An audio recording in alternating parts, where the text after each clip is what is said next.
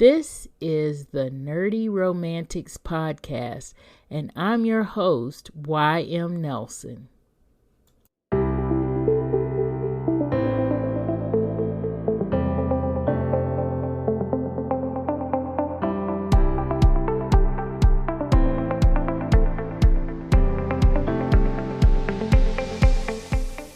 Hello, Nerdy Romantics. Today we are going to talk about a few of our favorite books from the Who Gets an HEA series. So for those who are just joining, this is probably a good time to talk about this series a little bit. Who Gets an HEA series, we've been doing it for a few episodes.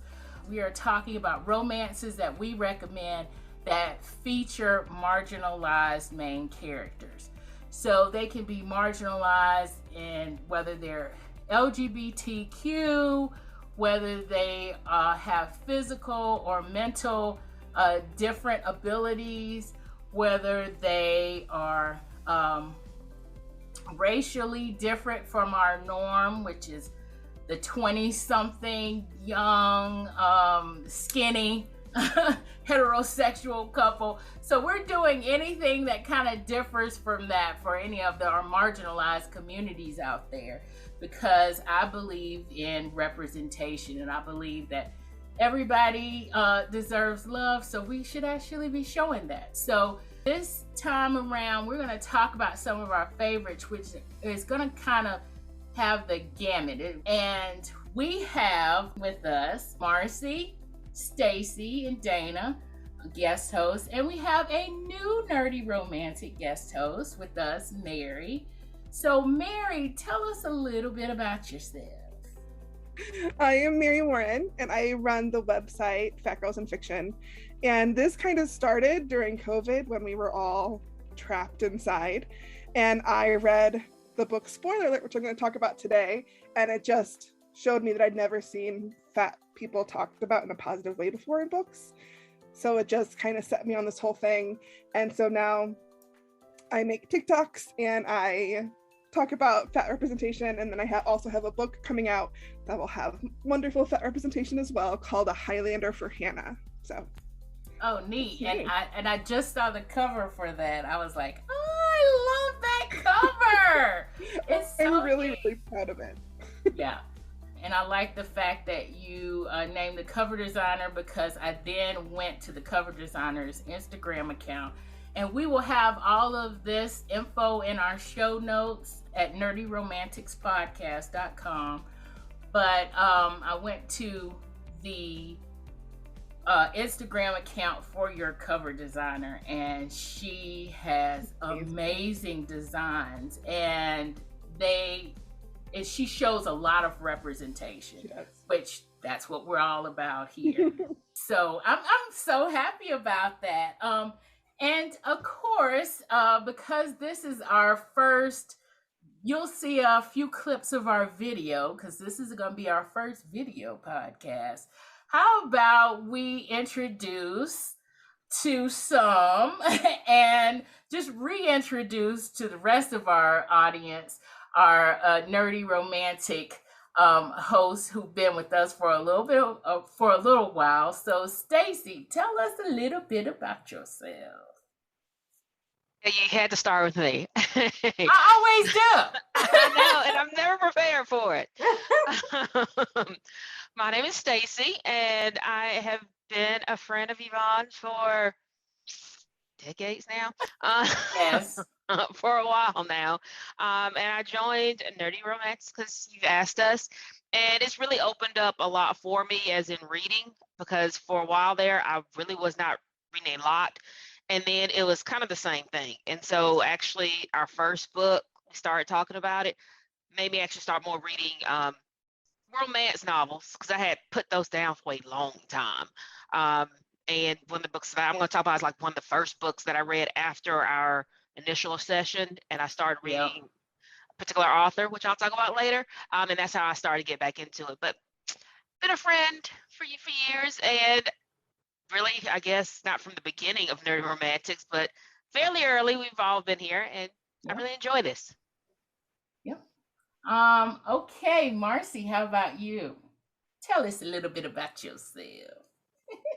Hi, I'm Marcie. I am also a friend and I'm an avid reader. So when you offered us this opportunity to talk about books, I was, of course, gang for being part of this process. And I also agree with Staci that it has reminded me to expand my horizons when it comes to the types of books that I read. And so I do appreciate that part of this because we've been able to touch on a lot of different types of books. It has also reminded me of the comparisons between books and movies and being able to appreciate the different genres and how things are represented in one versus the other. So again, I'm grateful to be a part of Nerdy Romantics, and I'm looking forward to this discussion today as well. Awesome. Dana, tell us about yourself. Hi, everybody. I'm Dana. And so I think I'm kind of oddball in the nerdy romantics. That I love to read. I've always been an avid reader. When I was young and kids were out playing, I was in the house or maybe outside, but I had a book in my hand. I always have a book in my hand. I've got all these pictures of when I was a little kid. Books, books, books. But I think I'm an oddball in that I don't do as much of the romance reading. I like romance, but I like it mixed like with thriller, maybe some horror, some different things like that.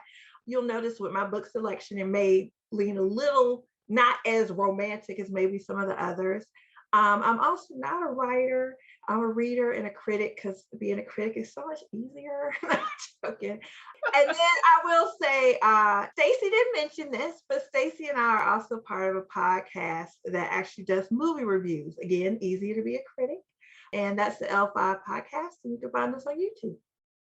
I will actually have the link for their podcast on the show notes for this episode. So I think what I'm going to do is kind of start us off with our book recommendations.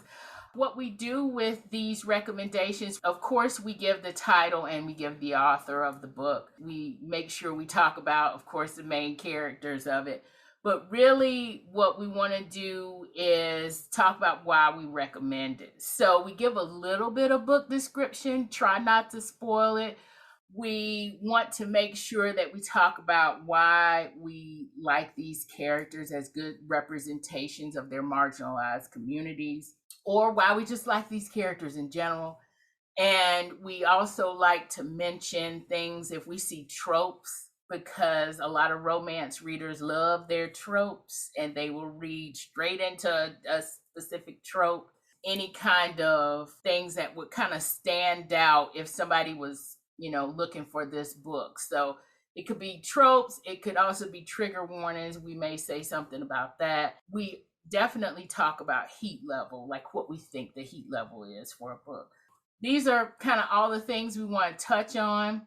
I'm going to start off with my book, which is Misadventures of a Curvy Girl, and it's by Sierra Simone. If you haven't heard of this series, the Misadventure series is 32 or 33 books, but it's a multi-author series, so the books are all standalone books. I did want to mention the cover, or at least talk about the cover. This book, the first thing that caught my eye was the cover of this book, because I had not really seen a book cover with a plus size. I wouldn't even say plus size model, but I think she is a plus size model. She does have an Instagram account, but it's an actual photo of a plus size person on a book, right? Instead of we have the illustrated characters or whatever on a book. We actually kind of see the photo of a plus size person. So we actually see a real plus size person on a book. So that was the first thing. I was like, oh my gosh, I like this cover. But that's what started me reading this book. I had never read anything by Sierra Simone. So that was an eye-opener when I first started this book. So basically, the book description is that the female character, this is actually an MFM romance. So that means 2 males and a female, as a throuple, if you will, a romance. So you have your LGBTQIA representation. You also have, of course, your plus size representation here, which is what got me to the book. When I read the book description, I thought, okay, so which guy is she gonna end up with? Because I was like, this was all new to me, just totally new to me. So I started reading, and I was just totally hooked. I was totally hooked from the first 2 chapters in the book. Sierra Simone is an erotic romance writer, and she writes a lot of alternate lifestyle kinds of things like BDSM. She writes, LGBTQ representation. She has this one series that is like 6 people in the series, so there's at least one orgy scene in there. So if erotic romance is not your thing, Sierra Simone is not for you. But if you're okay with erotic romance, this particular book is what I think is, I would say, is a little bit of tamer, one of her books, but it's also an amazing story. So the female main character, Ireland, she's of course plus size, and she is at the point in her journey where she has accepted that she is plus size. And I know we've talked a lot about on this podcast, because we've talked about a couple of plus size books where we're like, what? Why is this person so whatever? But what I've realized as I've been reading the different plus size books is that, or books with plus size main characters, is that a lot of them are written wherever this person is on the journey and whatever the author wants to say about being plus size or about this character being plus size. So everybody's not at the same point in the journey. As a plus size person, I'm a little bit past this point of I'm just now accepting who I am as a plus size person. I'm a little bit past that point. There are a few things that bother me about being perceived as plus size in the world. They don't really necessarily hit me or hit my psyche or anything internally, but then I'm not in the place of this main character, which this is a small town. This ends up being a small town romance, even though she's not from a small town. Even as I was reading it, she is on that acceptance journey, but she's aware of, hey, I love this pencil skirt. But as she meets the first hero that she meets, which is Caleb, he is a country boy, he's a farmer, and he loves plus size women. He loves their curves, he loves everything about them. So when she meets him, she is very aware of like the size skirt that she's wearing. She's aware of it. He's not aware of it like that, but she is, so she's still in that kind of, I'm accepting, but I'm still aware kind of part of being plus size. I can understand that. I could kind of get with that. But really what drew me to this book and kind of what kept me reading was not just the sex scenes, which are done very well, by the way.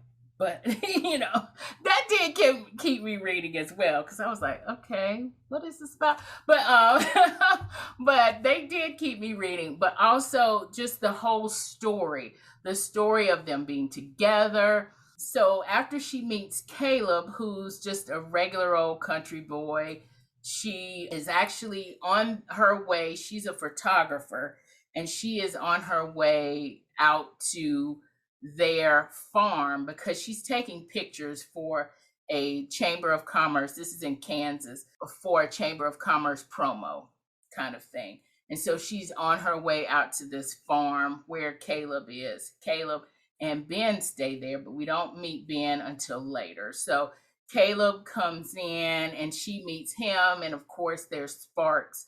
Of course, there's a lot going on there.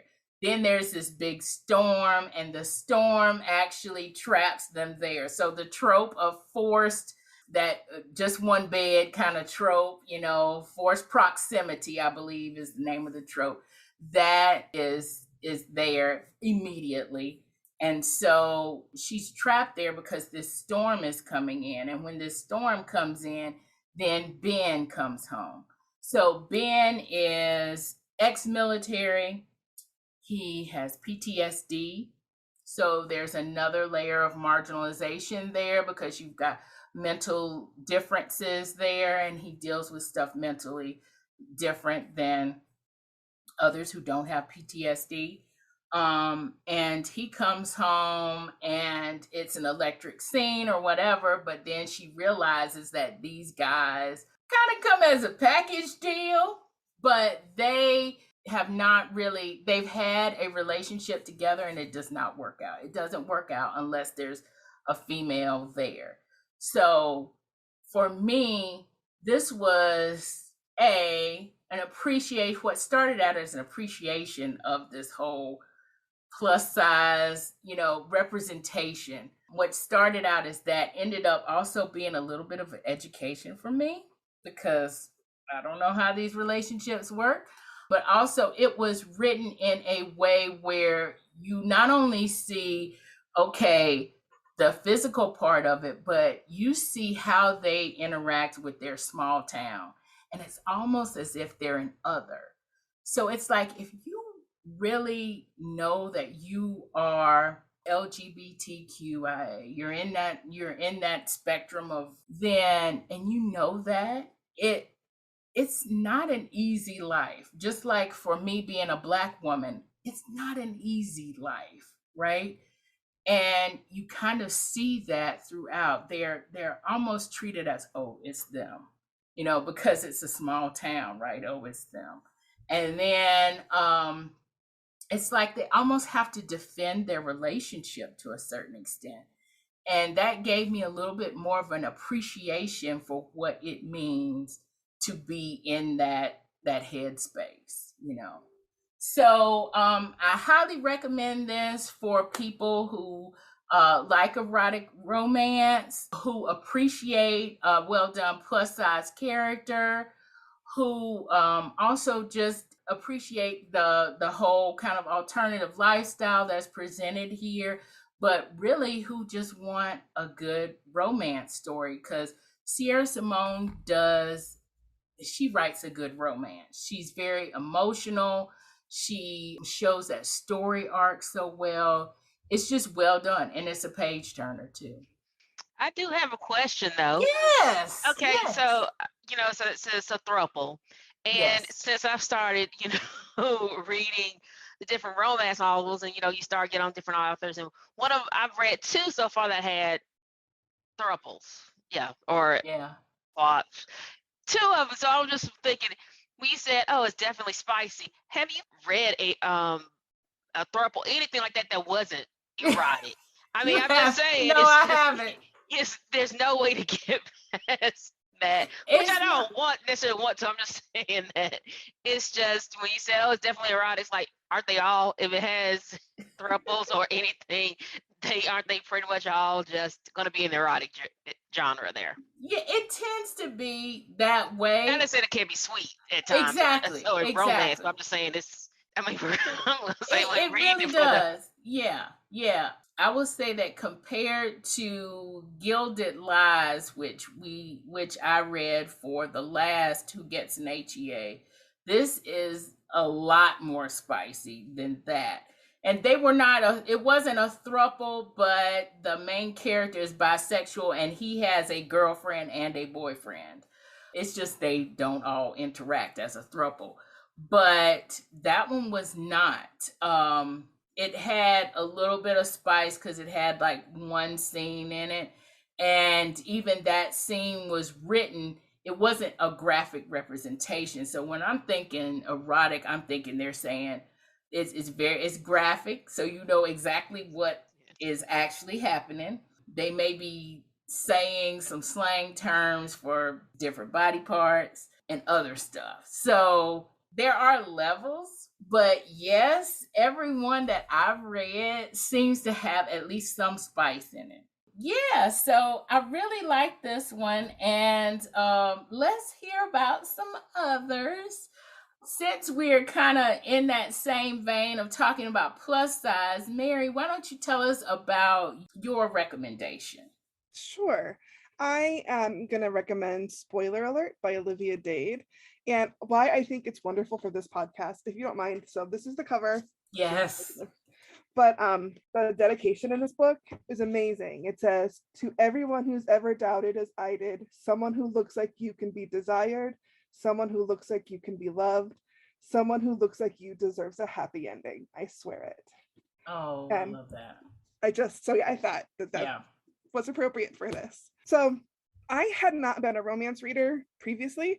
I picked this up because I love fan fiction. And these two characters are fan fiction writers. The girl that's April and Marcus. And April has this online writing best friend. And she finally gets brave enough to post a picture of herself in cosplay on Twitter, and all the trolls come out. So the star of the show sees this happening and is like, cut it out. She is lovely, and asks her on a date.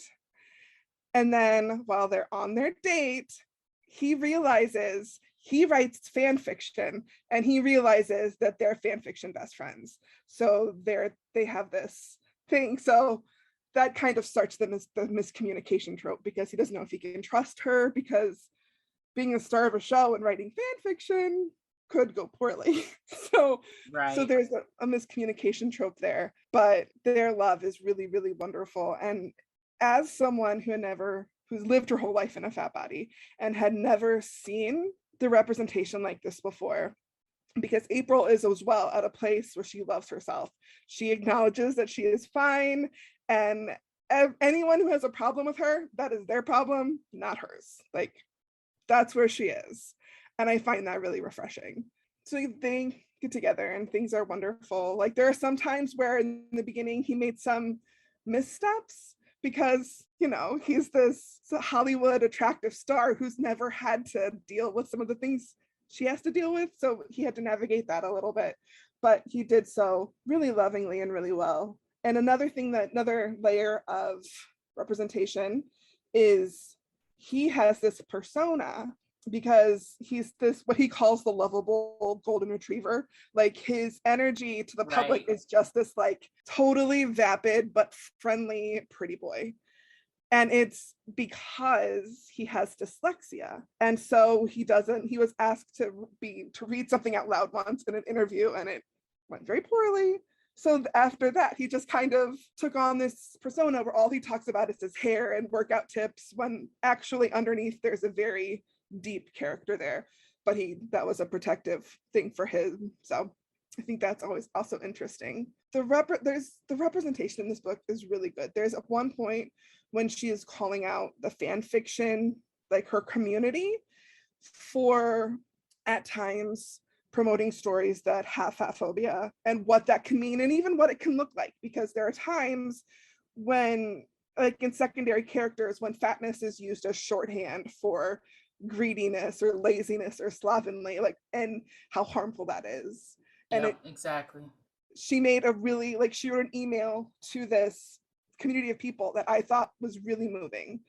And then another thing is, her mother is someone who tries to support her, but still harbors so much internalized fat phobia that she's unable to show up for April in a positive way. So there's a conversation where April sets boundaries with her mother and how she's allowed to interact with her. And I think that conversation is really important, because I think that's a struggle a lot of us have, are needing to have those important conversations and set boundaries. So I thought that was really a really nice thing to represent.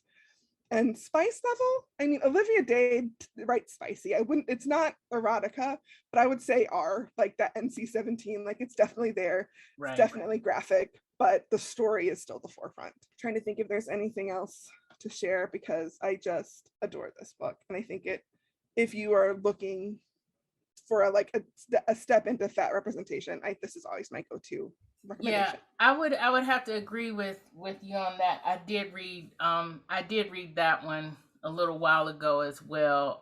The other thing I wanted to know with that one, is that a book one of a series, or is that a series, or is that just a standalone book for her? There can be read as standalones, but there's three in that have, so like they're all actors in that this Game of Thrones style show, and there are three books with that have the actors in those books, Okay. All right. Yeah.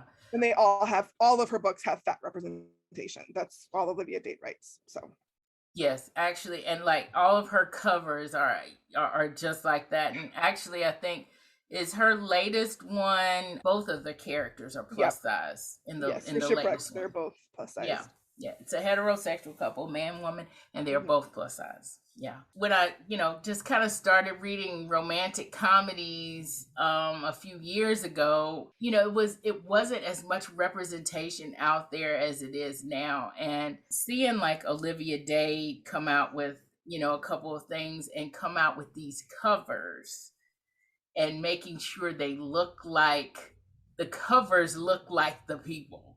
That's what really stood out for me with her before I even read one book by her, is that the covers actually look like the people. So you may be getting, with some rom-coms, you may be getting a plus size person, but the cover doesn't show that. The cover might show a skinny person. And so I love that about her. I love that about the book that I recommended, Misadventures of a Curvy Girl, because it had representation on the cover, which it just brought me in. So let's talk about some other representation. I have a question. Yes. All the Fields. Sorry. Yes. Is that part of the series, or is that part All of the that group? Fields is. Okay. I'm sorry. That's book two. Like, yeah, that's actually Marcus's best friend Alex. They're in the story. Okay. So, Just wondering. I had that recently. That's my okay. other question. Sorry. Oh, cool. Oh, but that's awesome. So I guess that'll be the next one that I'll be reading about her, All the Fields. I will let you know. So let's go on to a couple other recommendations. Marcie, what about your recommendation? I believe this author is one we've talked about before. This author is one we've talked about before. My recommendation is An International Affair by Iris Bolling. It is part of a new shorter series that she's doing of the Lassiter weddings, because the book that I talked about before was the last of the Gems and Gent series. It was the book about Luke. So it was the last one that talked about the main characters in the family that Iris started, the Lassiter family. And so this is the wedding of Luke and Sasha. So we started to learn more about their romance, and they were kind of like insta love.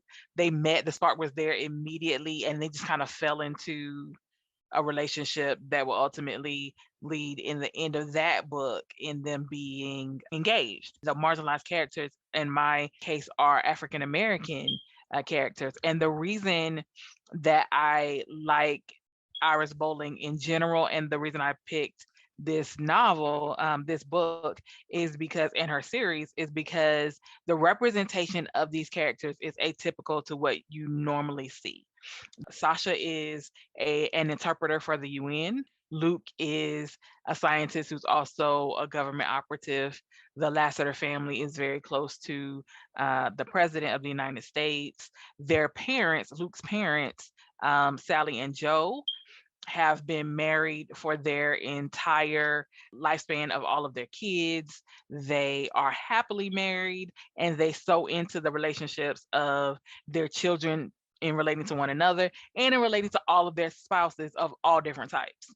And so I don't think you see that representation of fully formed African American characters, families, men in general as well, and especially not at the level of careers, genres, spaces that these family members are operating in, as opposed to what I typically see in a lot of urban fiction. And so for me, that was like one of the main things that kept me going back was looking at these characters and looking at one of the most positive representations that I often see. And then to add to that, the romance of these characters, and not to say that they don't have issues, or that they don't go through something to be together in some of the novels, but it's they're fully formed relationships. And so in this one, we see the wedding for Luke and Sasha, and one of the biggest hurdles that they're challenged with is Sasha's mom, who has largely been living her life off the proceeds of the money that Sasha's father has been sending to support her. And even though she's become an adult, the place where Sasha and her mother had previously lived was bought by her father and was fully paid for. He paid for her schooling. And so they've been living a pretty lush life. And as Sasha evolves into her own person and separates from her mother's lifestyle then changes. And so while everyone else is gung-ho for this wedding to be pulled off, Sasha's mom, not so much, because she sees that she feels like no one is recognizing her in all of this. And so there's like the monster-in-law kind of vibe. There are all these antics where she tries to, and it's not clear necessarily that she's trying to break them up, but she's trying to benefit from their relationship. She feels like she should be treated as well as Sasha's being treated in this new bargain with this new family. And at first, she has some apprehensions because she has some assumptions about Luke based on his parents and who he might be. And so she doesn't realize who her daughter is marrying in terms of his status or his financial background. And so once she starts to find out those things, then it makes her even more gung-ho to try to ingratiate herself into the situation so that she too can be taken care of in this new scenario. So the biggest part of Luke trying to manage that is by suggesting that they get married in international waters, because it kind of represents their relationship, their vibe, but it also allows them to only have the people they want and to kind of really insulate themselves. Originally thought maybe Stephanie wouldn't come, but if she does, at least they can manage her because she's on a ship with the rest of the family getting ready for this wedding. So the concept of the international affair is that they've moved the wedding to a cruise ship in international waters. They're going to get married as soon as they cross into international water. There's all kinds of hijinks and shenanigans that happen on their way to the altar. But at the core of that, you also see a lot of advice from Sally to Sasha. You see a lot of Sasha seeing what positive relationships with parents is like. You see that Sasha's not the only one that has a monster-in-law, that several of the other couples, actually one of them is that the groom that married into the family had a crazy mom, and then another one is is a bride that married in. But you see that she's not the only one, and she learns from those people's experiences as well. So you do get to see all these different types of family dynamics about families and how people interact with one another, especially as adults, especially as people become new families, right? When you build your own family unit. And I think we were talking about boundaries and how you create those with people who might be considered toxic to your personal well-being or the well-being of your family. So I think the way that it's navigated in these stories, I think is pretty interesting, and it keeps the story moving. In terms of heat level, I would say sweet, steamy, bordering on spicy. And it's funny to say that because in some of the previous ones in the series, it's definitely spicier. But actually, Miss Iris said she got some feedback that some of hers might have been too spicy. So in these, she kind of pulled back a little. And while the scenes are still there, they're not quite as spicy as some of the previous novels would have been. So it's interesting to see, but it's still a good read. There's still a lot of good scenes. And I think if you're looking especially for a fun summer read, it's a really good one. But honestly, if you're reading the whole series, you will want to. I think sometimes we see that the implication of the happily ever after, right? We see that they're engaged at the end of the story and then boom. And so it was a nice continuation to then see them actually get married. And so the series is that in the book of Luke, 3 of the couples were engaged at different periods in the end of that book, and all 3 of them get their own, all 3 of the couples get their own wedding novel in this series. So the next one, which is A Risky Affair, comes out at the end of July 28th, and it will highlight pretty soon. It will highlight another couple in the series, the baby of the last of the family, Sapphire, and her fiance, who's a mayor he's a mayor of Richmond in this story, but L.T. Palmer. So it's nice again to see what happens after, and not to have to imagine in your head how they got married, did they get married, or find out in 10 books later there's a mention of them and they got kids, and you're like, well, what happened? So it's really nice to see this kind of continuation, and they make for a really fun summer reads. Well, that's cool. And if the show notes for this come out before that order date, is her book on pre-order? Do you know? It is on pre-order okay. On her website, irisbolling.net. Information then. irisbolling.net or on Amazon. Yes, and I think she's Amazon, not Amazon exclusive, but she sells her books on Amazon and on her website, and those are the only 2 places that you'll be able to find them. So we'll have all that information on the show notes. So let's talk about some more representation. Dana, how about you? What about your book? All right, so let's get into it. Okay. Okay. So the book that I am recommending is actually called Redemption, and it's by Kenya Wright. And the first thing I kind of want to start off with in terms of recommendations, I want to talk a little bit about trigger warnings.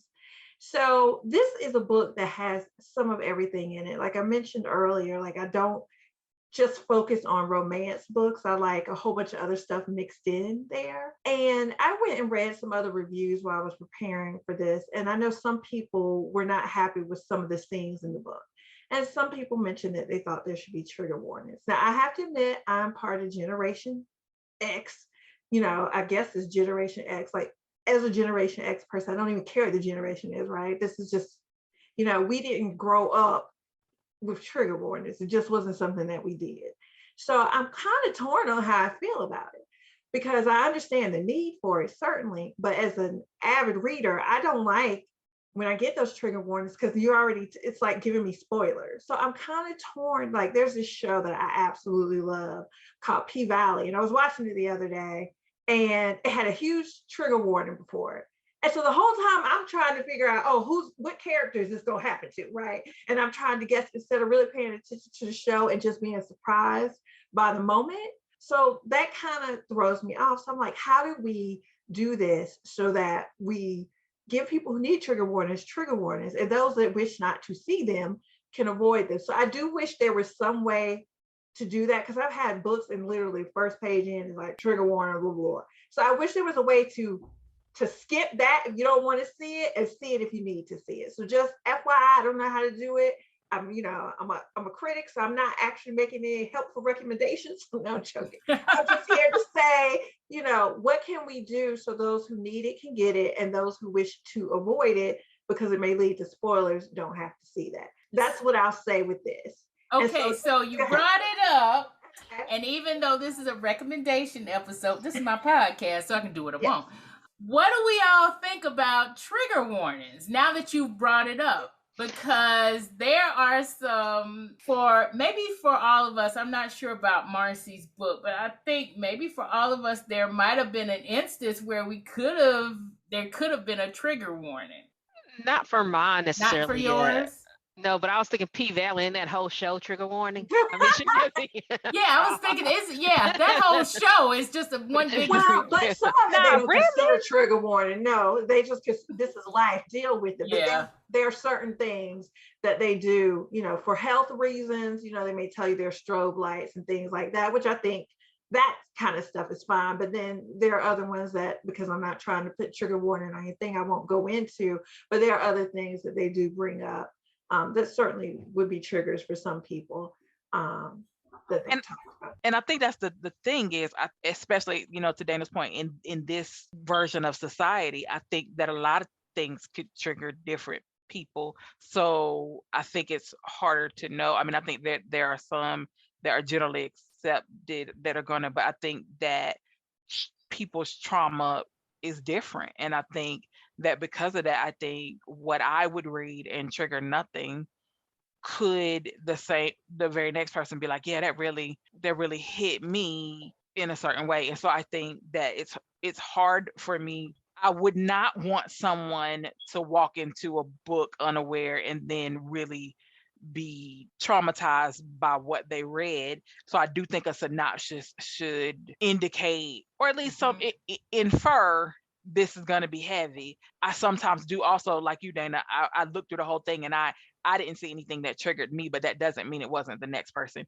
So I think in content, it's more effective. I think it also is undervalued because people use that phrase all the time to say the actual that phrase I was triggered, or I was triggered by this, or I was triggered by that, or and I think that it might be becoming overused to the point that it may not be impacting the people who really need to know this subject matter is important. And so for me, I think that it should be used for content that we should be more mindful of how the term is used in general, so that it holds the same value. I agree. Yeah. What do you others think, Mary? I think trigger warnings, they're important, but I think there are ways to do them where they're not just right in the book. Because I understand wanting to just read it for pleasure and not have that taken out of your journey. So a lot of what I've seen them doing is saying this book contains triggers or is a dark romance for a complete list, and then it'll give the author's website. And one even had a QR code where you could do it and it would bring up the entire list. Yeah. And I think that's probably where this conversation is going, because it's a new conversation. Like, it's relatively new. So I think that they're working on figuring that problem out. I do think that it's important because, like you said, like, being triggered is a physical thing. Like, if you read a story that has traumatized you, it's a physical reaction. It's not being offended. That's not a trigger. So I think that we do need to watch how we use the word, but they are important. And I think that they're making steps to do it where everyone can get what they need. Yeah. Now, Staci, do you have any thoughts on this? Or I mean, nothing really to add. I mean, I do agree that trigger warnings are necessary depends on what it is. And I do believe that it has been overused at times for people like find things offensive. It's not really a trigger, you're just offended by it. So I don't think that's the same thing. But I do like how you just said that they're doing the QR code so that if I know that I can be triggered by something, instead of putting triggered by this, and this, and it's like, if I'm not a person that's triggered, now no parts, what's going to happen in the story and not look for it. But if I can do a QR code, because I know there's certain things that may trigger me, I can do that. And I think that is a great idea. That's kind of the happy medium between the two. Because I'm not really, again, I'm like, sometimes at Dana, when I see something that says trigger warning, I don't really look for stuff, but at the same time, because I know there's a trigger warning, this is what's going to happen on this next part, Exactly. and it does kind of tell me that. And now it's like, tell a story well, so I know, because I knew this was coming.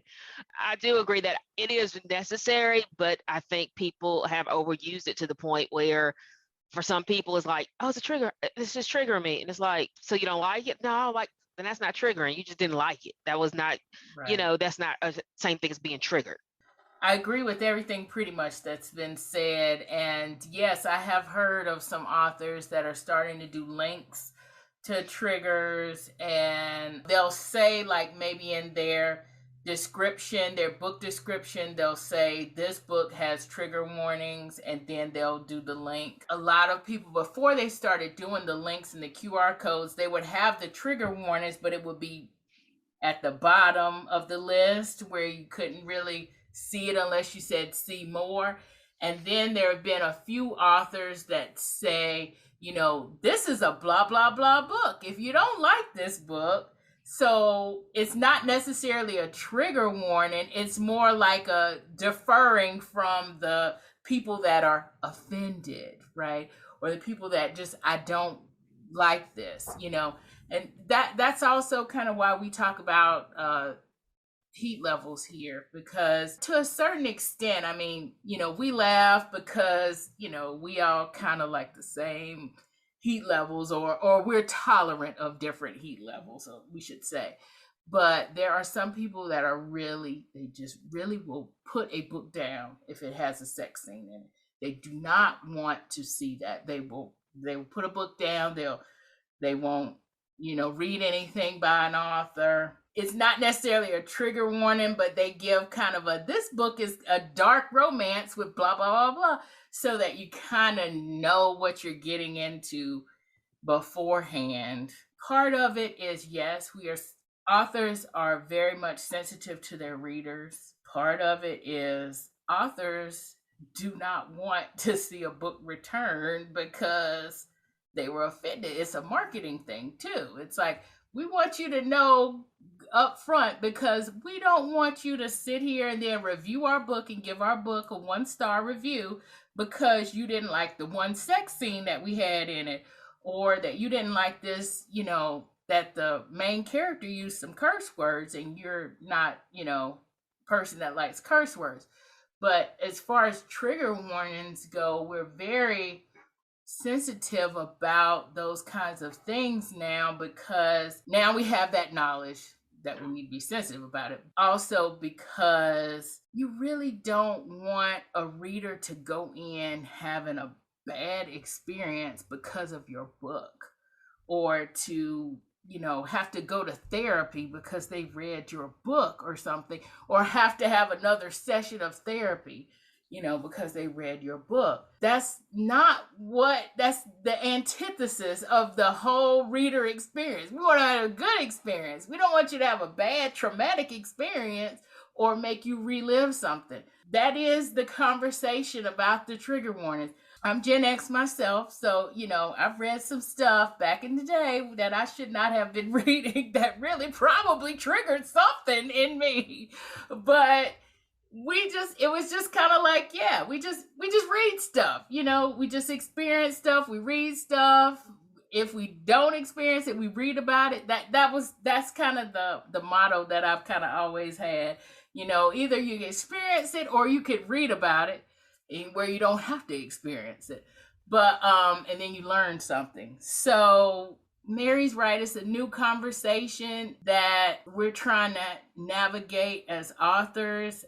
As a reader, for me, I agree with Dana and Staci and Marcie as well, is that there's this, I want to know, but I don't want to know, right? I don't want to, you know, limit my whole experience, you know. I don't want to limit that whole, like, when you open a book and you're like, I'm about to be on a new adventure. I don't want you to tell me, okay, there's rocks ahead, there's all of this stuff happening, you know, because that diminishes it a little bit, right? Mm-hmm. Yes, I agree with that. You know, but at the same time, if I was a person that, if I saw those rocks ahead, then that would just cause me traumatic pain, or that would just, I would want to know. So it's a weird place to be right now, and we're all trying to navigate it. So Dana, with this particular book, did she give trigger warnings, or did she not give trigger warnings and people said you should have given trigger warnings? So I did not see any, so I don't think she did, because the reviews I saw, people were saying that there should have been. So I don't think that she gave them. So let me say this. If you're offended easily, this is not the book for you. So okay. I'll put that out there. If you're offended easily by anything, just don't read this book. you know, Okay. because let me tell you, this book has some of everything. I had to write it down. It's a slow burn, so if you need it fast and hot now, you're not gonna get that. There's some murder in it. There's some body gore. There's some pictures. There's some humor. There's some racism. Like, it's got everything in this book. And so if you find, like, I couldn't even narrow it down to tell you who this book is not for. It's easy just to say, if you get offended easily, this probably isn't the book for you, because you can find plenty of things in here, you know, but it's like real life, right? There are plenty of things that people probably could find offensive if you're that type of person. Okay. So I brought all that up just to say this book has a lot in it. And so it may not be for absolutely everybody. Now, the reason I chose this book, so there are two main characters. We have Ebony, and she is a Black female. And then we have Shuro, and they call him Yo-Yo. He doesn't like that, but Yushiro is his name. And he is Japanese. And the reason I picked these two characters, first of all, this is a genre that I think I particularly like, because I think in real world, Black women and Asian men, I think in terms of representation, tend to be lower on the totem pole. So I love it when I see them get together and do things magical. So that's why I tend to look for these Black woman, Asian male romances. So that's kind of when I do go in and I'm typing what kind of things I'm looking for, that would be one of them. So the thing about Ebony is she has 3 kids, and she's in an abusive situation from her husband, and his name is Wyatt. And she's basically running from him. So she's running from him with her family. Now, I'm going to go ahead and tell you some of the things that people were disturbed by is in the initial first things, you're going to run into some of what that abuse looks like. The thing that I actually liked about it is because oftentimes, and this may sound horrible, but I'm just going to keep it real with you, is oftentimes we treat children as if we can't touch them, in terms of when bad things happen in TV and movies, so never children. But in real life, there are people who don't feel that way, who don't take into consideration that, hey, this is a child. And so that happens in this book. And while it's horrible, it's also realistic. So I was like, just to start off from this, I was like, wow, we're going here. Okay. So again, if stuff like that may offend you, this may not be for you, but it led to me, it actually made the situation even worse, right? So it kind of, I don't know, it made me feel more about the characters and more about the situation because it felt more real. So anyway, she's been on the run from her husband for over 3 years. She's out, her car breaks down, and she happens to be near a house. So Yvonne, this is kind of going back to your situation where your people were kind of stuck together because this is in the middle of a snowstorm. Yep, forced proximity. Yes, exactly. So they're in the middle of the snowstorm, and they meet Yushiro, and he basically takes them in. And he has a house with the guest house in the back. The guest house isn't ready, but eventually the idea is maybe they can go and stay in the guest house. But it has snowed so bad that they're literally stuck here for the time being. Now, one of the things, tropes and stuff in this book, and I don't like it, but it's try finding a book with Black women and Asian men where somebody's not in the mafia or part of a killing family, or somebody's not having babies. Good luck, because that's how. So somebody please make more books with Asian men and Black women that don't necessarily fall into those. But yeah, so I know one, but then at the same time, that one was written for a particular brand, and they toned down things, and we'll talk about it later. Yeah, so this isn't toned down. This is definitely going to be spicy for you. But as I mentioned earlier, it's a slow burn spice. But when you get the spice, it's going to make you sneeze. It's spicy. So he takes them in, and basically it's a romance with thriller. So they fall in love. But in the meantime, the thriller part is her ex-husband is looking for her. And so it gets down, there's some family issues and things. I'm not, I don't want to give you everything away, obviously, because I want you to read the book, which is why I would recommend it. But I really like, because these characters, Kenya wrote these characters really well. I even like the children. And Staci knows that's not my thing. But these 3 kids, they all had their own personality, and they were hilarious. That's another thing. She writes characters. They were funny, but not in this is not a comical, a comedic romance. I wouldn't say that. But all these characters I just felt like were very real. And I thought she wrote them very well. And then again, to the sex scenes and the spice, I even thought the way she wrote those was very real. And I don't want to tell you what I mean by that because I don't want to give anything away. But the characters talking to each other during those scenes, things they were saying to each other, I thought was very real. It wasn't just ooh ah baby yeah throughout the conversation. They actually said stuff that I felt like real people would probably say to each other during these things. Like not that this was one of them, but like, oh, do you smell something burning? That might come up. Who knows? If somebody, they like, so I actually like that kind of stuff. There were two dogs in here. So the main character, he likes music. He likes rap music from the 80s. He named his dog Salt and Pepper. Like there's so much personality in this book. I can't even get into all of it. But again, there is some death. There's some body gore. There's a lot of stuff you may not see coming. But overall, I think Kenya wrote she did some very well-written characters that I think you'll enjoy. You'll have fun reading about them. The slow burn, we've had slow burns where you're just like, get it in already. Yes. Yes. I don't feel like this was like, it was slow burn. And of course, there's tension. But I'll tell you, when the tension, she gives some good writing, I felt like. So this is definitely something that I would suggest. Now, I will go ahead and warn you that I read this a couple of years ago, and I did it on Kindle. There were some grammatical issues. Just Okay. FYI, sometimes y'all may have heard me say before, when I see those, they can take me right on up out of a story. But the thing that's neat about Kindle is they can be corrected. So Yes. she may have updated it. Yes. So you may not see that. And also, one of the things I was happy to see is this is also available on Audible. Please, please, please, more writers of Asian men and Black women also look at doing things on Audible, because that's the easiest way for me to read books, is to actually listen to them. And there is like a handful of books on Audible for that. So I would like to see more of those types of books make it to Audible. And I can only imagine that, as a Black writer, it's hard enough to write it and get it, in book form, like Kindle and Amazon, with all the things you have to compete with, and, where you probably have to start in the beginning. But I feel like if we could get more representation up into Audible, I would appreciate that, because I think books like this and other books, like the more people who have access to them, so, aside from just reading the book, then I feel like the popularity could potentially grow, because the majority of the books I read are probably through Audible.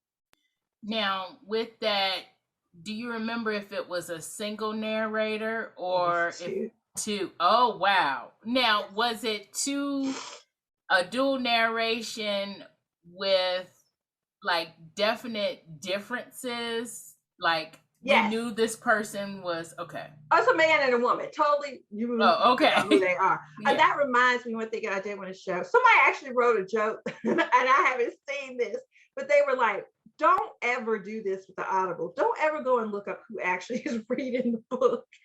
Because it takes, like, if we've had Audible narrators who we love, and then you go and you see they don't look like you thought they were. One thing right. I mentioned this book, and I want to show you, is this book has illustration, guys, that if you listen to Audible, you probably didn't even know they had, but these illustrations are hot. Now I'm going to show you this one. This is probably the only one I can show you. There's another one, ladies, I'll show you offline. All righty then. I don't know if you can see that, but that's one of the illustrations and that's probably the tamest one that I have that I can show you. But this caught me off guard. Like, I'm reading through this and I'm like, whoa, what? I was not expecting to see illustrations. And some of these wow. illustrations they're great. They really, really are. So yeah, illustrations just aren't for kids. Right. But hey, that's cool. That's cool. Adds more to the experience. I was going to say something else about, yes, just a side note. Yeah, I think that's why Christian Fox does not show his face. Because he sounds beautiful. The man sounds great. Yes. But yeah, I have no idea what he looks like, and I'm okay. And that's not even his real name. That's Yeah. fine. Yeah. Yeah, right. I tried to look him up. Don't ruin it for yourself. No, never do that. Unless you like, the person, like when we were talking about you last time, yes. we were talking about, who read for that. And Ed Westwick does some reading for some fantasy books and stuff out there. So it's like, yeah. But anyway, so I really like the conversation about trigger warnings, but and I like the whole conversation that you had, the recommendation about the book. One other question. Is this part of a series? Is it book 1, 2, 3, or is it standalone? Okay. Mm-hmm. Okay. Some people actually said they would have liked to see the kids grow up and see them have their own kind of romance thriller stories that kind of come out from that, which I thought was interesting, right? But that just goes to show you that people actually cared about the kids, because they did have a good amount of personality in this book. So I thought that was interesting. But yeah, it's a standalone. Okay. All righty. Good conversation, but last but not least is Staci. So Staci, tell us what book you're recommending. I'm recommending His Muse by Twyla Turner. And the reason I'm recommending it was, like I said earlier, when we were talking about when we first started reading books together, and that was for a long time I hadn't read any romance novels, or I wasn't really currently reading a lot. And so in the past, when I first started reading romance novels way back, in the day, they were always the same. And it was really predominantly, well, not predominantly, it was always, it was a white, male and female characters, heterosexual, 2 people. And if it was, anything like Renaissance, Victorian era, Regency, typically he was older and she was younger, because that rarely the same age, that kind of thing. And so after our first book we read, I think it was Awestruck or Starstruck, I read another book by Twyla Turner. It was His Muse. And so this was really different for me in the sense that it was the first time I had read a book where the woman is older than the guy. And in this case, it's interracial, but to me, that's secondary to the fact of the age difference. And in this case, it was the main character. Her name is Turin, and it's actually flashback kind of a thing. It's actually, she's written something like a memoir, and it's given to her daughter. And her daughter is kind of reliving all that happened there. And her daughter is basically almost reliving what her mother went through when she was younger. And it starts off like she's in her 40s, because when I read it, it's like, oh gosh, she's also in my age bracket too. So it's like, oh, really into it now. And she's divorced, and her husband is remarried. And I'm not telling much of the story. That's just like you get that within the first 10 pages. Her husband's married, and I believe he married his former mistress secretary. But her and her husband are divorced, and they have an adult daughter who's just graduating from college. Well, she's not I'm just the the first wife, it's not first wives club kind of a thing, because it has really not a whole lot of involvement with the husband, but she's taking the money that she's gotten from her divorce, and she's basically reliving, rebirth of her life. And so she does talk about in the beginning how midlife crisis is a crisis for men, but it's a rebirth, or for a woman. And so her premise is she moves to a different country, and this is actually, I think, Will Diva. We had just Marcie and I just came from Paris or whatever, so that also gave me that vibe when I was here. She moved to a different country, and she's starting the whole travel business. And while she's there, one of her friends introduces her to an artist, a man named Etienne. Hopefully I'm saying that right. And he's younger than her. He's actually older than her daughter, who just graduated from college, but still not that much older from her her daughter. So he's like in his early or mid to maybe late 20s at the most, but not, and she's, like I said, in her early 40s. And of course, in that kind of situation, she's fighting it because she's like, he's too young for me. And she does talk about how she is and her physical. She talks a little bit about how her shape. And of course, it's not, I'm a fashion model, supermodel. She talks about, she's giving birth to a child, soft tummy, thicker thighs, but she doesn't really carp on it. So that's also a lot of things I like about it. It's not the only thing that defines her. Right. It's not a struggle book. Yeah, it's not really a struggle book for that. But she is the age difference. Like she finds him attractive and he seems attracted to her, but she's like, he can't be attracted. I can't be with this guy who's young enough to be my son, depending on how early she wants to start. But I mean, this is somebody who, is just that big of an age difference. So she does the trope that, I'm not sure if that's a trope, but meet my daughter. She's just lovely. Right, that kind of thing. Avoiding it, and tries to introduce him to her daughter. And he makes a point. I'm not interested in your daughter at all. But of course, the daughter's like, he's just wonderful. This is, oh my God, sorry, spoilers, Bridgerton, season 2. Bridgerton, yes, that's exactly what I was going to say was Bridgerton. And yes, we spoiled it. Yeah. Sorry. Yes, that's exactly what I was going to say. So, but her daughter's like, oh my gosh, I like him. He's really nice, da-da-da. And he just makes it clear, I want to be with your mother. He does say that at some point. And of course, that tears the mother and the daughter apart because of that. And that's also why you have the flashback, because the mother's written her memoir and all that. But I like it because they do broach on subjects. I'm not going to go into too much detail about, it's spicy. So, just know it is spicy. It has some great scenes in it. So, but what it does talk about is some of the things that I think about. Because when people say age ain't nothing but a number, I was like, do you know who the person who wrote that? It does matter. Oh boy. It really does. He had 30 years to prove it. Age, there are things that come up if you have a age difference. And especially when it's for anything, but with women, like if you're, one of the things we was concerned about him, like, I'm in my 40s, I'm not going to have a kid. If you want that, there's not, Exactly. And so they do acknowledge those things. They do talk about those things, and they do, I don't want to tell anything, but I mean, they do those things that are coming up in their whole relationship. So it does feel not like a fairy tale, like, oh gosh, nothing shall set us apart. There's actually real things going on, and real things that, I think if you are in a person with that kind of age difference, you should be talking about, earlier in the relationship versus later in the relationship.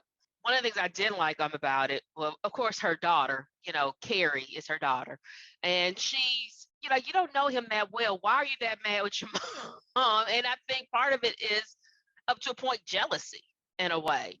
Yeah. Jealousy that that a man would find her mother more attractive to a mother than her. Like, I'm the young version of my mom in a way, and she's so angry at the mother. And I really could understand that. I mean, I could see why she's mad, but not to the point that she got as mad as she did for someone you just met. This wasn't like y'all were dating for 2 years and y'all getting married and your mother stole him. It's like your mom introduced you in the hopes that maybe he would throw attention to you, but no, he still wanted her.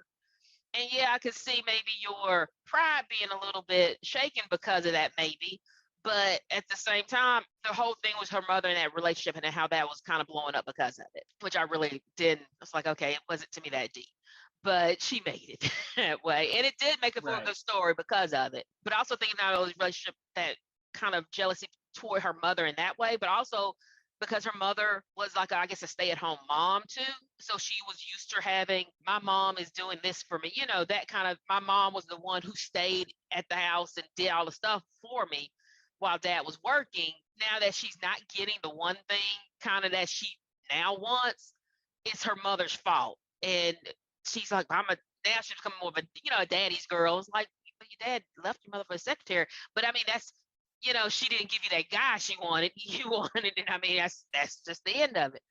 But I did like the fact just that in their relationship of Turin, her name was I believe I'm spelling right or saying it right, Turin and Etienne, they did talk about the issues that I really think if an age difference couple would talk about. And then her insecurities on it too, because let's face it, she thought by introducing to her daughter, he would go for that because she is younger. She is the young, early 20s, everything's perky, that kind of thing that he should be going for. And it wasn't what he wanted. And so, and even though she didn't seem like I'm a person with low self-esteem, she wasn't, but she was like, as a realist, like, this is not what the media, this is not what society tells you. The outside, right. That should be what you will want. And is there something, is he really a starving artist? He thinks I got money. I mean, there are some insecurities because of it, but I would think it's the insecurities of anyone who's outside of what the people will say is the norm. Granted, she didn't live or die by it, but she did still have those thoughts, and I think anybody would. It was like the first time I've read anything like that, because typically, like I said, this was before we first got started. I was not reading a whole lot of different romance genres and, different races or age groups or whatever. And so this is like the first time, age-wise, where I saw the woman being the older one and the man being younger. Right. And I really enjoyed the book. I'm glad you enjoyed it. The one that we read was Rock the Curves. By Okay. Twyla Turner. Yes. Right after that. So that's the first one I read right after that one. Yeah. Dana, you had I was just going to say a side note, because that's another thing that Staci brought up, that as an older woman now, I find it hard to find those books with older, a reasonably, like, I'm not looking for necessary, the May, December, whatever romance type of thing. May, December, yes. Yeah, the two older people, like, and look, I mean, no offense to anybody who writes these, because I think we need all of this stuff, right? So I think we need some of everything, but we do not get it. Like I'll open a book and it'll be like, oh, I just, I'm late for my college class, and I'm immediately like, ugh. Like I'm looking for some older people, because when you're that age, there's certain things that you do that are at that age make sense, right? Because you're learning, But as a mature reader, I'm over that. I have passed that on. And so I'm looking for something a little bit more mature. Again, I feel like we need all of that, but trying to find those mature ones are very, very hard, Yes. Especially forget trying to, then narrow it down to, interracial and all this other stuff, if that's what you're into. But I do think that's something that's very hard to find. And I don't understand why. Because, I mean, aren't the majority of the people reading these typically older? Yeah. Well, I think there is one book, was it Royal Holiday? Royal Holiday, yes. They were in their 40s. No, I'm sorry. The female main character was around 45. The male main character was in his early 50s, I believe. But yes, I mean, there's very few, like, kind of out there in those. You have to really dig to find them. But I will say this, a lot of people are writing more older characters now. They're writing more in whatever age group they are in. They are writing those characters. I would say I see them more in women's fiction than I do in romance, which means, it's not necessarily a love story. Sometimes women's fiction has a love story in it, but it doesn't have to have an HEA. And it's really about the main character going through an emotional journey. So it's kind of at the sweet spot, right? Where we're going through kind of a different phase in our lives. And so we want to explore that. And I see a lot more writers writing women's fiction with older characters, but it is coming around in romance. I think it's getting there. It's getting there. I'll say I went on a spree of Carolyn Brown at some point, and I think she is considered women's fiction, to your point, Yvonne. She is considered women's fiction. But woman has like a lot of books out there. Yeah, but she has a lot about older women characters. She does. And adult mature relationships. Yes. And some second chances, some first chances late in life, some all kinds of things. So I did run a spree of her stuff, Dana, that was more in that age range of older women. But I think you're right. By and large, there's few and far. I know even when I'm on Kindle Unlimited, when I find one and one of the main characters is like, I don't know, 38. I'm like, ooh, Oh yeah.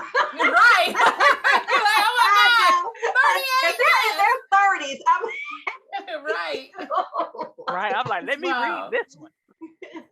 Yeah, but I will agree too. It does need to be more representation, right? Because just like with plus size, there's a whole gamut. I mean, there are people who are plus size and struggling with that, and we need those stories for other people who are struggling. There are people who are plus size who are accepting, and then there are people who are just like, I just don't like this body, I'm trying to lose weight. Now, we don't need to see all that because we've seen it before, but just like there's that gamut there with plus size, there's also a gamut there with age. And the reason why I'm kind of saying this is because I just got some results of a book that I put in a contest.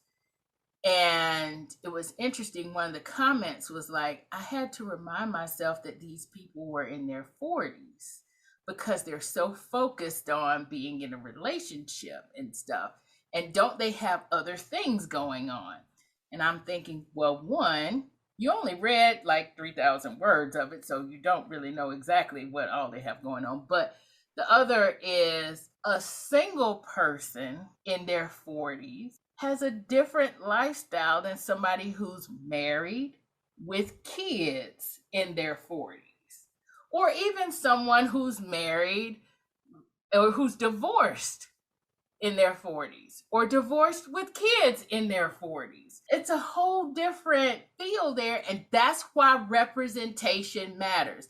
It's because we don't want to see just one version of this. Right. We need to have a gamut of this. We need to have more than just one or two here and there.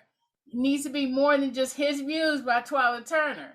It needs to be more than, what we've seen, because there are different parts to being that age, right? To being that certain age. Just like, somebody in their 20s, they, for a little while, they had new adult, which is kind of going out of style to a certain extent. They had new adult just to differentiate the really young people who just got out of college from the other young people. And it's like, if you think you need more representation here, then you obviously need more representation for somebody's in their 40s. Also, it's not just somebody's in their 40s, but beyond that, right? And, this, of course, brings to mind the movie, Good Luck to You, Leo Grand. And I know Staci wants to talk about that. Well, I mean, when you were saying about the young and old, and then we were talking about the different genres, but that movie was just, to me, great. I mean, it was amazing. And I'm not going to spoil anything, but when you see it, and then her whole point of why she was doing that, the whole point of why she is seeing Leo Grand was, that whole point, and how she lived her life in that box because that's where she was supposed to be, and wanting something different. Now, I don't necessarily recommend the way she did it all the time for other people, but the fact that she found, I don't want to spoil anything, but I mean, I just liked that movie. It was quite a surprise for me. I really enjoyed that. Yeah, but for representation. Yeah, Mary, yeah, but I think another thing that I have found because I have to dig deep to find fat representation sometimes, and I have found that the more intersections, the more the older the character usually is. So like Twyla Turner's character is Twyla Turner is one of my favorite authors, and they tend to be bigger and older. Like they just do. And then Olivia Dade has one called 40 Love with an older woman, and I think that when you are taking care to write good representation and representation that is intersectional, a lot of times you get work that is not just, skinny, young, pretty white people falling in love. Right. Exactly.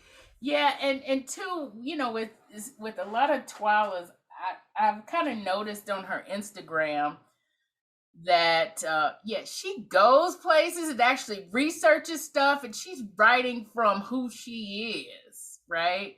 Like her main characters, a lot of times, if I'm looking at her on her Instagram and I'm reading her main characters, her main female characters, I'm like, yeah, she's writing what she this looks like her. I mean, she's representing, you know what I'm saying?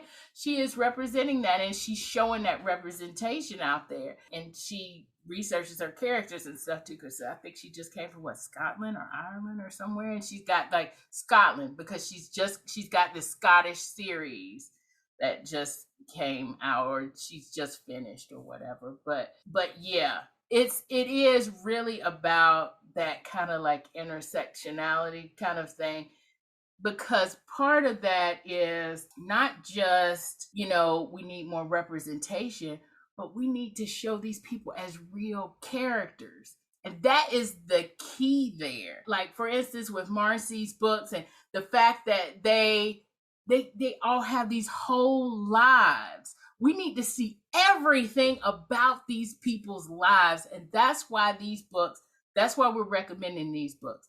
And with Dana, with her book, we need to see the whole picture of what's happening here, no matter how gruesome that picture is. And that's why it's not just about representation, but when we do representation, what makes it good and makes it recommended is that these people are whole people. They have whole lives. They are relatable.